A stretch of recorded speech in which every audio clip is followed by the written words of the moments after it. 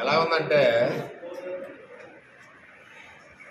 ఒక్కొక్క మనిషి డబ్బు సంపాదన మీద అవినీతి మీద ఎంత కసి ఉంటుందో నేను చెప్పి దాని మీద నిదర్శనం.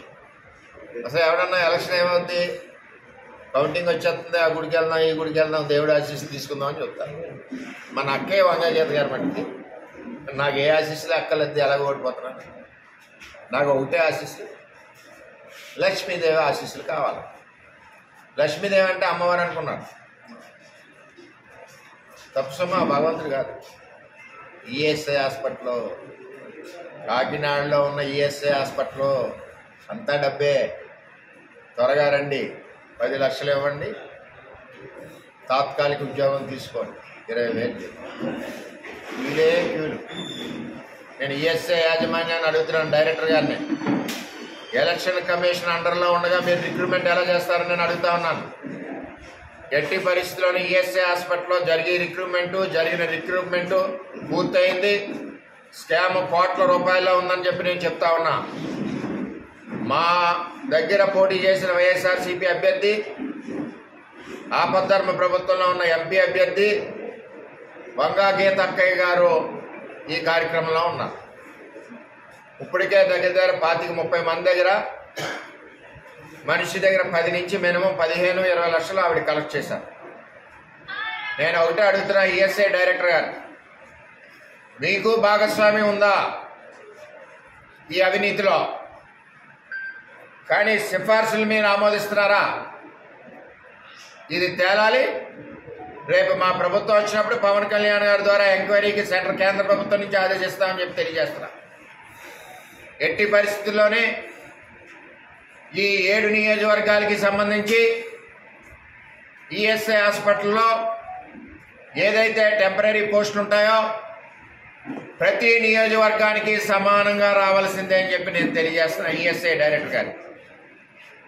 అంతేగాని గీతక్కయ్య గారు కలెక్షన్ చేసిన సొమ్ముతో 25-30 మంది పేర్లని మీరు కన్సిడర్ చేస్తే దీని మీద కేంద్ర ప్రభుత్వం ద్వారా పవన్ కళ్యాణ్ గారి ద్వారా కంప్లైంట్ ఇప్పించి కాకినాడ ఈఎస్ఐ హాస్పిటల్లో జరిగిన అన్ని రిక్రూట్మెంట్ల మీద ఎంక్వైరీ చేయిస్తామని చెప్పి ఈఎస్ఐ డైరెక్టర్ గారికి హెచ్చరిస్తున్నా.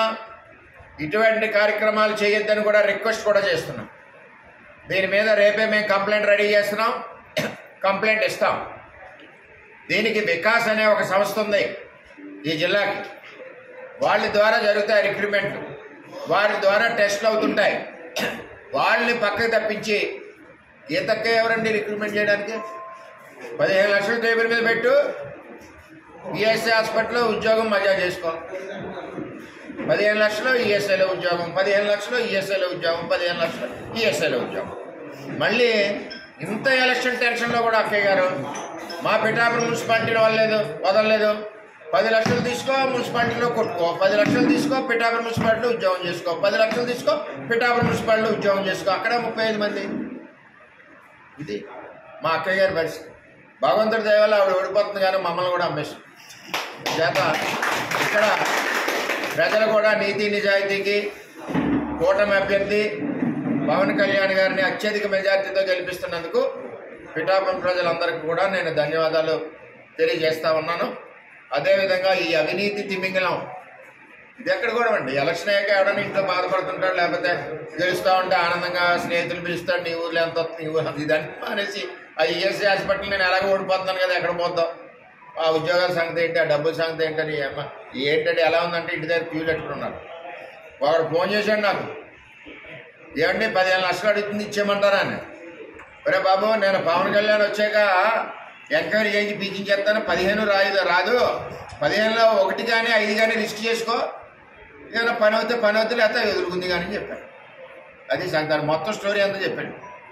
అని చేత ఈఎస్ఐ డైరెక్టర్ గారు మరి పెద్దలు వారు దీని మీద వెంటనే చర్యలు తీసుకుంటారని ఆశిస్తూ నన్ను కూలంకషంగా